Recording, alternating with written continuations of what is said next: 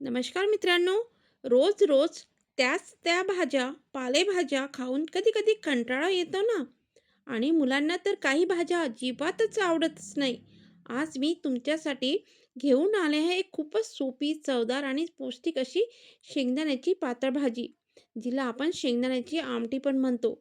ही भाजी पोळी, भात दोन्ही सोबत छान लागते आणि खास करून मुलाच्या टिफिनसाठी खूपच परफेक्ट आहे.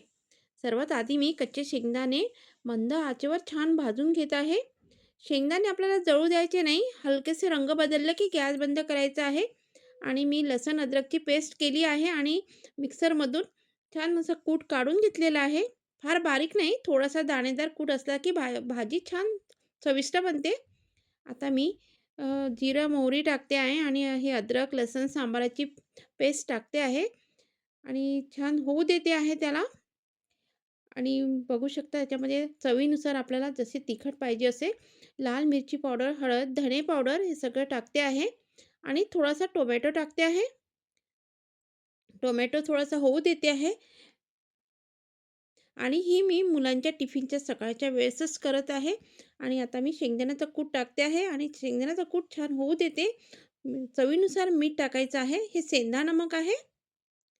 आता आपल्याला छान थोडंसं परतवून घ्यायचं आहे आणि आपल्याला गरम पाणी टाकायचं आहे. आपल्याला पाणी थोडं जास्तच टाकायचं आहे, कारण ही भाजी खूप लवकर घट्ट होते.